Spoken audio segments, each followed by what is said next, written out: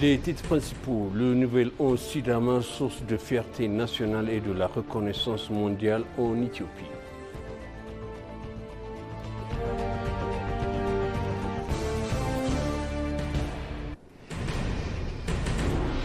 Le secrétaire général de l'ONU dit profondément préoccupé par l'escalade de la situation au Soudan du Sud.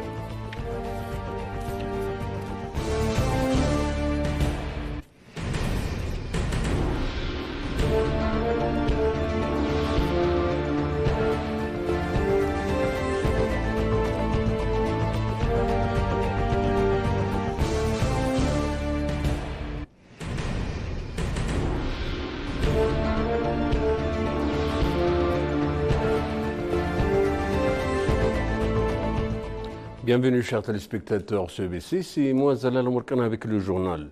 Le patrimoine culturel éthiopien, notamment le Fiche Chambalala du Nouvel Sidama, est une source de fierté nationale reconnue mondialement, a déclaré le ministère du Tourisme Salamait Kassa. S'exprimant aujourd'hui lors de la festival Fiche Chambalala, la ministre a souligné l'importance de la richesse et de la diversité des cultures éthiopiennes qui continuent de captiver le monde. Le Fiche Chambalala est un festival du Nouvel An célébré par le peuple Sidama d'Éthiopie.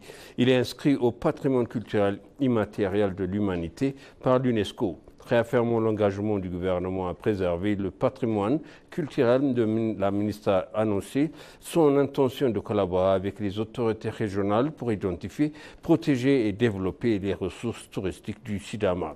La ministre d'État de la Culture et au Sport, Nafissa Al-Mahdi, a souligné l'importance de préserver l'essence culturelle de Fiche Chambalala, soulignant leur rôle dans la promotion de la justice, de la bonne gouvernance, de la cohésion sociale et de la coexistence pacifique. Le nouvel an de Sidama de Fiche Chambalala a été célébré à Hawassa, Soressa et Goudoumela en présence de hauts fonctionnaires fédéraux, de représentants de zones voisines et des membres de la communauté.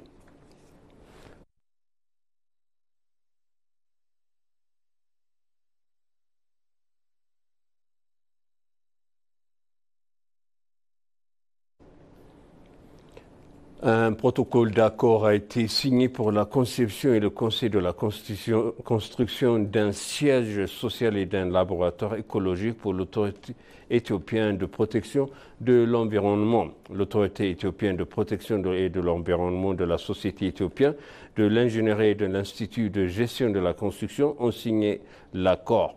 Le siège social offrira un environnement de travail moderné de l'équipe en pleine expansion et améliorer la collaboration dans la résolution des problèmes environnementaux.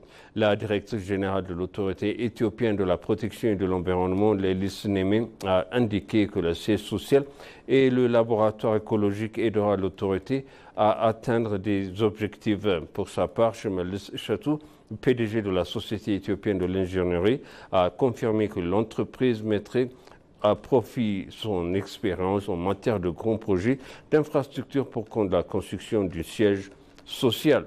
Le directeur général de l'Institut de gestion et de la construction, Tamrat Moulou, a exprimé que l'Institut jouerait un rôle essentiel pour garantir l'exécution efficace et efficiente du projet.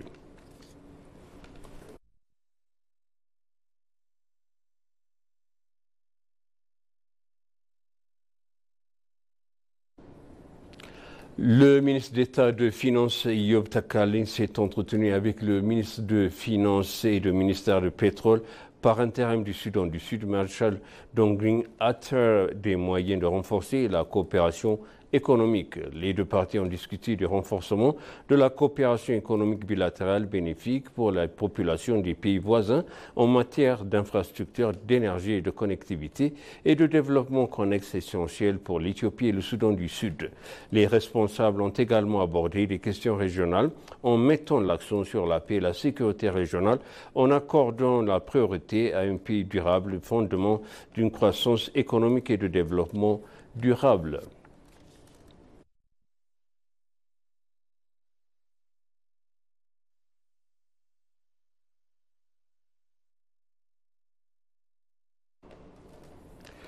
Le secrétaire général de l'ONU, Antonio Guterres, est profondément préoccupé par l'escalade de la situation au Soudan du Sud, avertissant que le pays est au bord de la guerre civile, a déclaré son porte-parole. Cette déclaration fait suite à des informations faisant état de l'assignation des résidences du premier vice-président sud-soudanais, Riek Machar, à Djouba, la capitale. La mission des États-Unis au Soudan du Sud, MINUS, appelle toutes les parties au conflit faire preuve de retenir et de respecter l'accord de la paix revitalisé, a annoncé Stephen Dujarric, porte-parole du secrétaire général de l'ONU, lors d'un point de presse quotidien. Le chef de la MINUS et représentant spécial du secrétaire général, Nicolas Saïsson, a publié une déclaration mercredi, soir après l'annonce de cette détention. La MINUS a exhorté le président Salva Kiir et le premier vice-président à résoudre les différends en mettant fin à l'affrontement militaire et à respecter la PR et à faire avancer le pays ensemble vers un avenir pacifique et démocratique.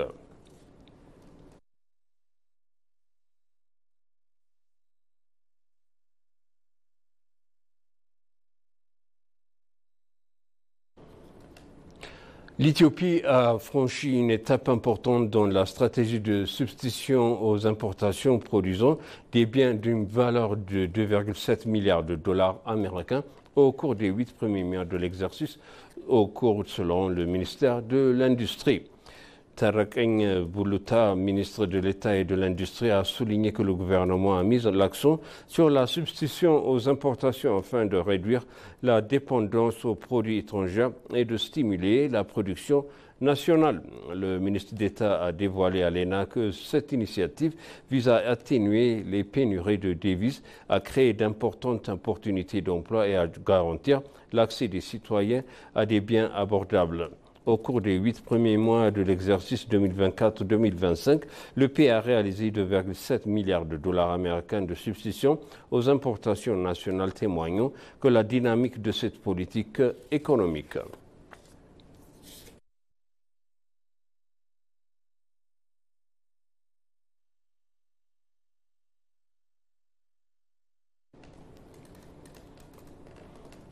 L'ambassadeur d'Éthiopie, Delil Kader, a présenté ses lettres de créance au président sud-africain Cyril Ramaphosa jeudi à Pretoria. Dans son allocution, l'ambassadeur Delil a rappelé les relations historiques et de longue date entre les deux pays, fondées sur l'amitié mutuelle et l'esprit panafricain, sont consolidés par un partenariat stratégique favorisant une solidarité forte et des liens interpersonnel. L'ambassadeur a également exprimé au nom du gouvernement éthiopien sa gratitude et sa reconnaissance pour son soutien indéfectible du gouvernement sud-africain au principe continental de la solution africaine aux problèmes africains, tout en saluant le rôle de l'Afrique du Sud dans la facilitation et l'accueil de l'accord de cessation des hostilités de Pretoria. Il a assuré de son dévouement et de sa détermination à renforcer davantage les relations multisectorielles et en matière de commerce, d'investissement et de transfert de technologie afin d'améliorer les relations interpersonnelles et d'en tirer des bénéfices mutuels accrus.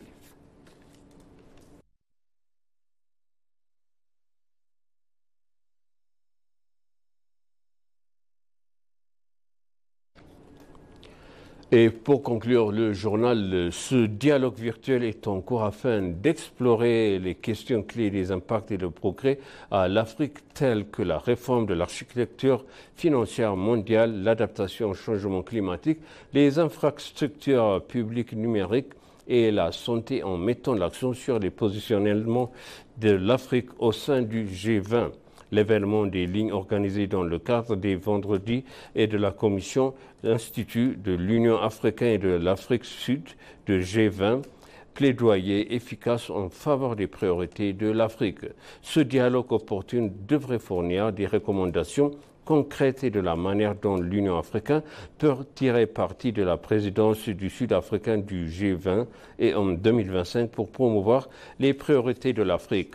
ainsi que cette session de concentrant sur la réforme de l'architecture financière mondiale, les stratégies d'adaptation du changement climatique, les infrastructures publiques numériques, le financement de la santé et le développement durable, ainsi que sur le positionnement de l'Afrique au sein du G20 pendant et après la présidence du Sud-Africain.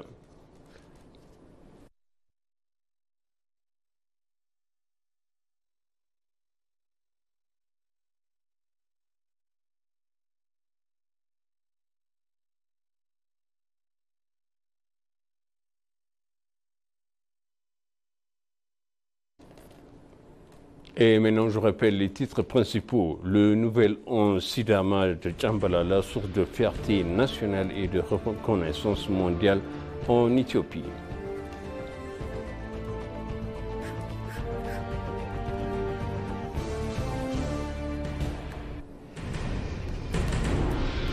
Le secrétaire général de l'ONU dit profondément préoccupé par l'escalade de la situation au Soudan du Sud.